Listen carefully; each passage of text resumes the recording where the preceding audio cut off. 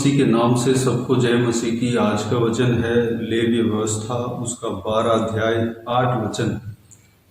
और यदि उसके पास भेड़ या बकरी देने की पूंजी न हो तो 2 पंडुकी या कबूतरी के 2 बच्चे, एक तो होम बलि और दूसरा पाप बलि के लिए दे, और याजक उसके लिए प्रायश्चित करे, तब वह शुद्ध ठहरेगी।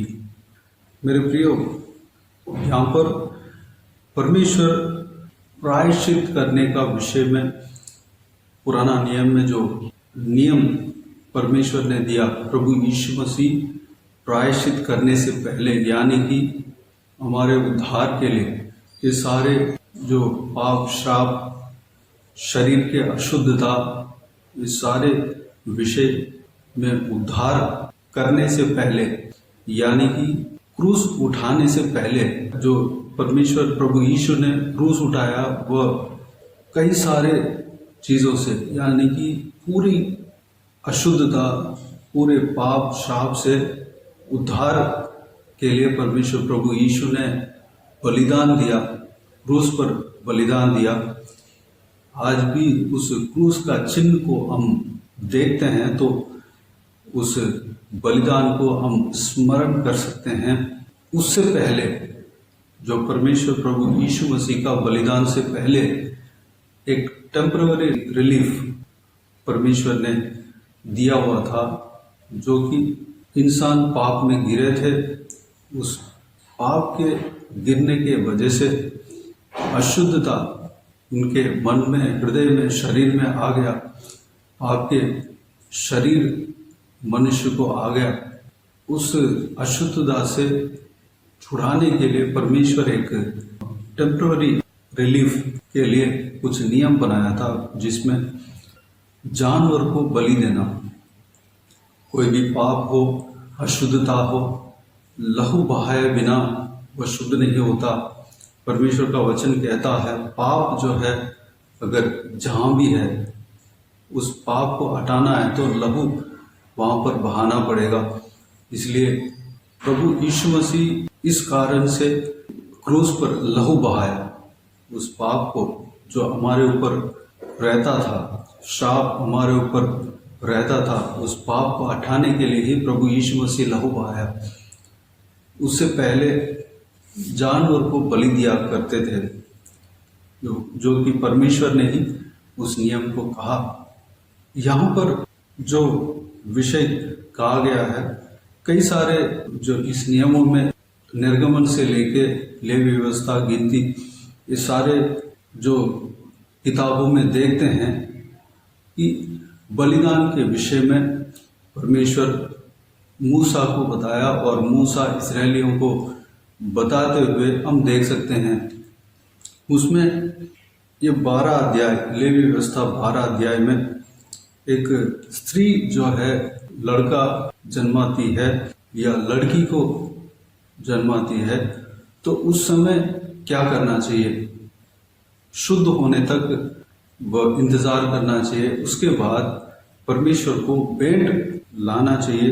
एक होम बलि के लिए 1 वर्ष का भेड़ का बच्चा, और पाप बलि के लिए कबूतरी का एक बच्चा या पंडुकी मिलाप वाले तंबू के द्वार पर याजक के पास लाना था, और याजक उस बलियों को परमेश्वर के उपस्थिति में जो वेदी पर बलि किया करता था। जब याजक उस प्रायश्चित को कर देता है तो वह स्त्री शुद्ध हो जाती थी। इस तरह की यहाँ पर लिखा हुआ है, अगर भेड़ का बच्चा या कबूतरी ला नहीं पाती, अगर वो गरीब है, तो उसके लिए एक एक्सक्यूज परमेश्वर देता है। यदि उसके पास भेड़ या बकरी देने की पूंजी ना हो तो 2 पंडुकी या कबूतरी के 2 बच्चे, एक तो होम बलि और दूसरा पाप बलि के लिए दे, और याजक उसके लिए प्रायश्चित करे, तब वह शुद्ध ठहरेगी। मेरे प्रियो, परमेश्वर एक परमेश्वर के लिए भेंट चढ़ाना है, पाप बलि, होम बलि यहाँ पर कहा गया है। पाप बलि जो है अपने अशुद्धता से शुद्ध करने के लिए, अपने पाप जो भी है उस सारे चीजों से शुद्ध करने के लिए, बलि चढ़ाने के लिए कुछ जानवर को या पक्षी को लेकर आने के लिए कहा। भेड़ के बच्चे को लेकर आने के लिए कहा। भेड़ का बच्चा जो है महंगा होता है। अगर कोई गरीब हो, परमेश्वर के लिए भेंट चढ़ाना है, प्रायश्चित करना है, वह प्रायश्चित करने से ही वह अशुद्धता से शुद्ध हो पाएंगी। अगर वह गरीब है तो भेड़ का बच्चे को लाने का जरूरत नहीं, उसके बदले में पंडुकी या कबूतरी को ला सकता है। मेरे प्रियो, परमेश्वर कितना भला है। हमारा परमेश्वर हमारा हालात को समझने वाला परमेश्वर है। परमेश्वर हमें पाप से छुड़ाने के लिए, एक इंसान को पाप से छुड़ाने के लिए रास्ता बनाया और ये नियम बनाया, यानी कि पाप में डूबना नहीं, पाप में रहकर मिटना नहीं, और जो शरीर के अशुद्धता, जो आदम ने पाप किया उसके द्वारा जो पाप के शरीर में हम पैदा हुए, शरीर के अशुद्धता में ही रहना नहीं, परमेश्वर के बहता हुआ शरीर को पाना है, हम शुद्ध होना है। इसलिए एक जरिया बनाया, परमेश्वर प्रभु यीशु मसीह का आने से पहले जरिया बनाया, क्योंकि उन लोगों के लिए भी उद्धार चाहिए, उन लोगों के लिए भी, उन लोगों के ऊपर भी परमेश्वर प्रेम रखता है। वह परमेश्वर प्रभु यीशु मसीह का क्रूस के बलिदान तक वह जिंदा नहीं रह पाएंगे, क्योंकि उनका आयु जो है उस समय ज़्यादा से ज़्यादा 100 साल या 90 साल या 110 भी हो सकते हैं। उस कंडीशन में परमेश्वर उनको टेम्पररी रिलीफ के लिए एक बलिदान चढ़ाने के लिए कहता है। लहू, किसी का लहू बहाना है, तब वह शुद्ध हो जाएंगे। उसके लिए भेड़ या बकरी को लाना था। अगर ला नहीं पाते हैं तो कम से कम कबूतरी या पंडुकी को ला सकते हैं।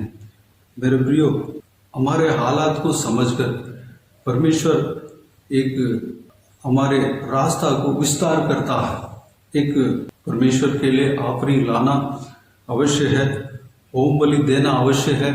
अगर वह नहीं दे पाते तो कम से कम जो कुछ भी हमसे हो पाता है, जो कुछ भी हमसे इंतजाम हो पाता है, उसको हम परमेश्वर को दे सकते हैं। ये चीज को हम यहाँ पर देख सकते हैं। जो अगर अमीर है तो वह आराम से भेड़ या बच्चे को खरीद कर दे सकता है, लेकिन गरीब है तो उसको भी वही शरीर है, उसको भी वही प्रोसेस है, वह उतना ज़्यादा कष्ट नहीं कर पाएगा। इसलिए परमेश्वर ने कहा, अगर भेड़ या बच्चे को लाना आपसे नहीं होगा तो कम से कम आपसे जितना हो सकता है एक पंडुकी या कबूतरी को लाए। पंडुकी या कबूतरी जो है सस्ता होता है। मेरे प्रियो, इस संभव को, इस वचन को, इस आज्ञाओं को जब हम देखते हैं तो हमें ये समझ में आता है कि परमेश्वर हमारा हालात को, हमारे फाइनेंशियल स्थिति को देखकर हमारे ऑफरिंग को आशीष देता है।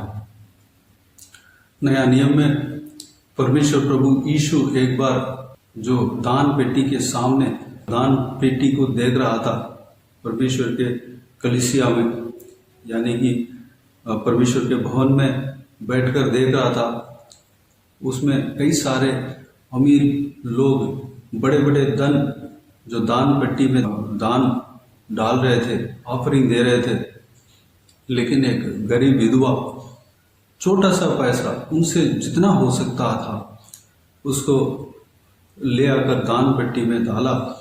और प्रभु यीशु ने कहा, ये सारे लोग जितना दान पेटी में डाले थे, बड़े बड़े धन डाले थे, लेकिन उससे ज़्यादा एक गरीब विधवा जो डाला, यानी कि कम से कम पैसा डाला, वह जो दान है सबसे बड़ा है। क्योंकि जो अमीर व्यक्ति है वह अपने जो भंडार में से कुछ लेकर दे रहे हैं, लेकिन गरीब औरत, गरीब विधवा जो है अपने पास जितना था ले आकर दे दिया, इसलिए वो ऑफरिंग जो है बड़ा है। मेरे प्रियो, हम अगर परमेश्वर को मतलब क्वांटिटी ज़्यादा दे नहीं पाते तो कम से कम हम दे सकते हैं। अगर कम से कम अगर देते हैं तो उसमें भी परमेश्वर आशीष देता है। लेकिन परमेश्वर को देना है, ऑफरिंग देना है। अगर हम कम से कम दान परमेश्वर को देते हैं तो उसमें हमें शर्माने का कोई बात नहीं है, शर्माने का कोई आवश्यकता नहीं है। परमेश्वर उसमें भी आशीष देता है।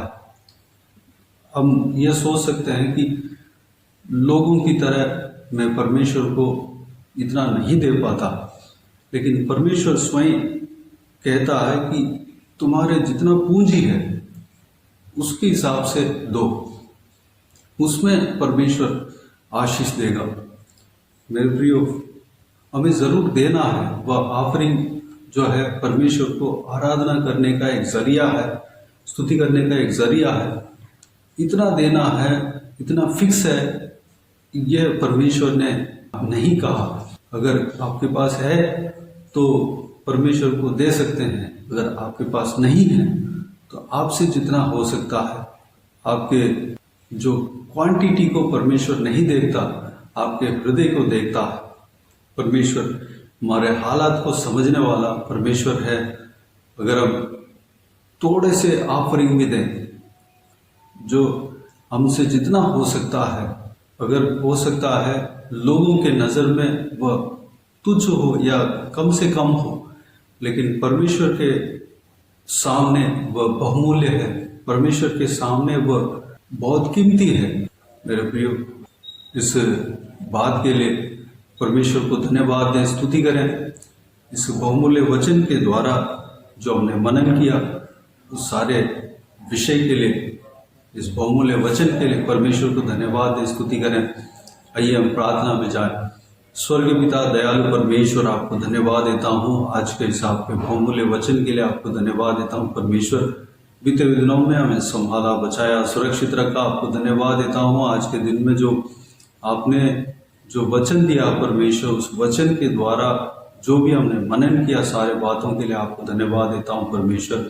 पिताजी, हमारा हालात को आप जानते हैं। हम परमेश्वर जो चीज़ नहीं हो पाता उसमें आप रिलैक्स देते हैं परमेश्वर। हमारा रास्ते को परमेश्वर छोड़ा करते हैं। पिताजी, आप हमें परमेश्वर उद्धार करना चाहते हैं परमेश्वर।